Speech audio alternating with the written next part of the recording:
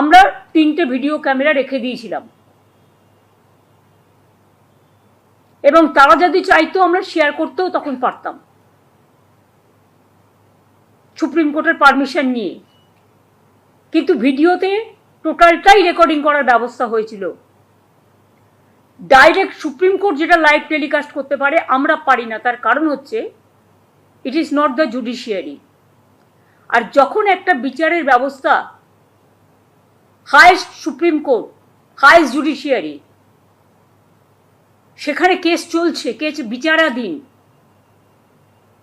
এবং কেসটা সিবিআই দেখছেন, আপনারা জানেন তারা লাইভ করতে পারেন কিন্তু মিডিয়া পর্যন্ত মিডিয়া ট্রায়াল করতে পারে না, সেফটি সিকিউরিটি এবং কেসের ব্যাপারে আলোচনা করতে পারে না। এমনি আলোচনা করতে পারে কিন্তু যে ইনভেস্টিগেশন হচ্ছে ইনভেস্টিগেশন সম্বন্ধে আলোচনা করতে পারে না। এটা বিচারের রায় আছে, যেহেতু কেসটা এখনো বিচারাধীন আছে এবং আগামী 17 তারিখে সিদ্ধান্ত নেওয়ার দিন আছে, তাই আমরা সুপ্রিম কোর্টের আদেশ মেনেই আমরা ভেতরে ভিডিও করবার ব্যবস্থা করেছিলাম যাতে টোটালটাই প্রিজার্ভ থাকে। দরকার হলে আমরা এটা তাদেরও দিতে পারতাম, কোর্ট চাইলে কোর্টকেও দিতে পারতাম। আমরা ভেবেছিলাম যে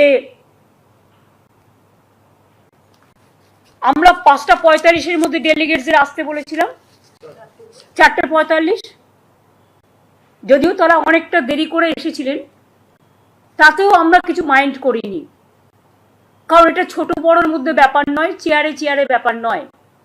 আমি মনে করি মানুষকে কেয়ার করাটাই আমাদের বড় ব্যাপার। আমি আজকে প্রেস করতে গিয়ে প্রথমেই বলবো, আমি যেটা ঠিক করেছিলাম, নির্যাতিত তিলোত্তমার ব্যাপারে আমরা একটা শোক প্রস্তাব নিতাম। আজকে সীতারাম ইয়েচুরিও মারা গেছেন, সেখানেও আমরা একটা 1 মিনিট কন্ডোলেন্স করতে পারতাম।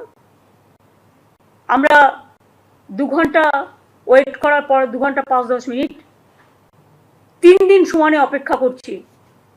আমি জানি বাংলার মানুষের একটা আবেগ আছে, বাংলার মানুষের প্রথম থেকেই সহানুভূতি আছেন নির্যাতিতা বিচার পাক তার জন্য,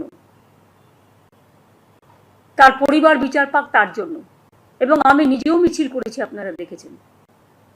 আমরা সবাই তাদের পরিবারের সাথে একমত, সিবিআই তাড়াতাড়ি বিচারটা করুক